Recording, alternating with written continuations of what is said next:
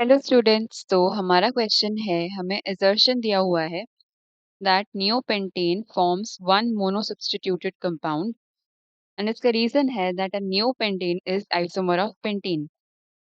तो neopentane हम किसको बोलते हैं? ऐसा कार्बन जो हाईली ब्रांच्ड हो, जो कार्बन चेन हो हमारी पेंटेन में वो पूरी की पूरी क्या हो, ब्रांच्ड हो। तो नियोपेंटेन का स्ट्रक्चर कुछ इस टाइप से होगा। 5 कार्बन हमें बनाने हैं, तो 5 कार्बन में जो 3 कार्बन है वो एक स्ट्रेट चेन में होंगे, बाकी तो 2 जो हैं वो सब्स्टिट्यूटेड होंगे। तो यानी कि ये ब्रांच स्ट्रक्चर बन गया।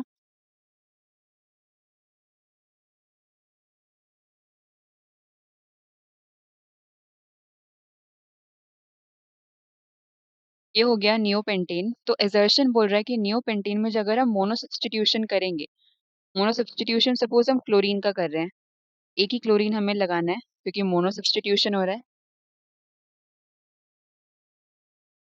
जब हम मोनो सब्स्टिट्यूशन करेंगे तो यहाँ से हमें एक ही प्रोडक्ट मिलेगा, ऐसा एजर्शन बोल रहा है। तो जहाँ पे अगर हम मोनो सब्स्टिट्यूशन करें तो क्लोरीन कहाँ कहाँ लग सकता है? एक ही क्लोरीन लगाना है हमें, तो या तो हम लगा दें इस कार्बन के साथ, बाकी सारे हाइड्रोजन है।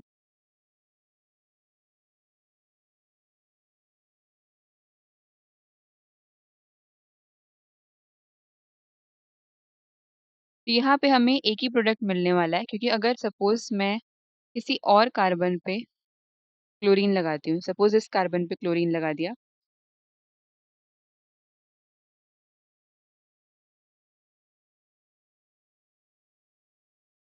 तो हमें क्या दिख रहा है कि जो ये हमने दोनों स्ट्रक्चर बनाए हैं इसमें ये दोनों सेम ही है, ये दोनों सेम ही स्ट्रक्चर है। क्यों है सेम स्ट्रक्चर? क्योंकि 3 कार्बन चेन में होने चाहिए। 3 कार्बन ये रहे चेन में जिसमें क्लोरीन लगा है, और यहाँ पे भी 3 कार्बन है जिसमें क्लोरीन लगा है, और जो बीच वाला कार्बन है उस पे 2 मिथाइल लगे हैं। सिमिलरली यहाँ पे भी जो बीच वाला कार्बन है उस पे 2 मिथाइल लगे हैं, तो यहाँ पे बीच वाले कार्बन पे 2 मिथाइल लगे हैं। तो दोनों क्या हो गए, सेम ही स्ट्रक्चर हो गए। तो यानी कि कितने स्ट्रक्चर बनेंगे यहाँ पे, अगर हम कहीं भी और क्लोरीन लगाएंगे तो पॉसिबल यही स्ट्रक्चर आएगा। उसको थोड़ा रोटेट करके अगर हम बना दे तो यही स्ट्रक्चर बनेगा। तो यानी कि अगर हम नियोपेंटेन में मोनो सब्स्टिट्यूशन कर रहे हैं तो हमें वन प्रोडक्ट ही मिलने वाला है। तो यानी कि जो असर्शन है हमारा वो करेक्ट है। एंड इसका रीजन बोल रहे हैं कि neopentane is isomer of pentane.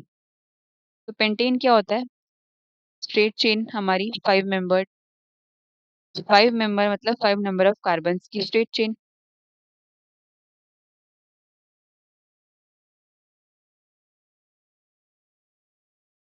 अगर हम इसका चेन आइसोमर बनाएं, चेन आइसोमर का मतलब है सेम हम मॉलिक्यूलर फॉर्मूला रखें,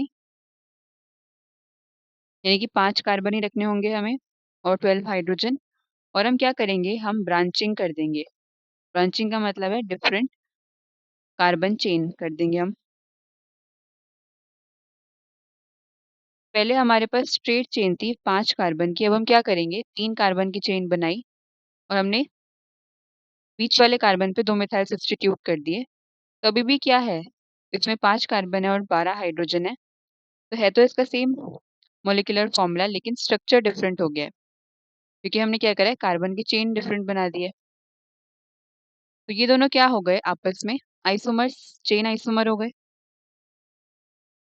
तो आपस में आइसोमर्स है, यानी कि जो हमारा रीजन है वो भी करेक्ट है।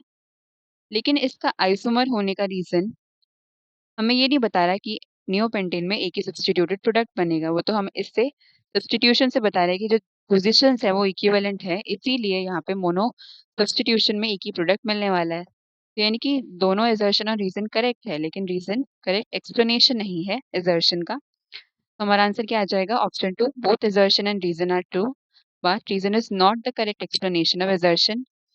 हम रेफरेंस देख सकते हैं एनसीईआरटी में, पेज 386। Thank you.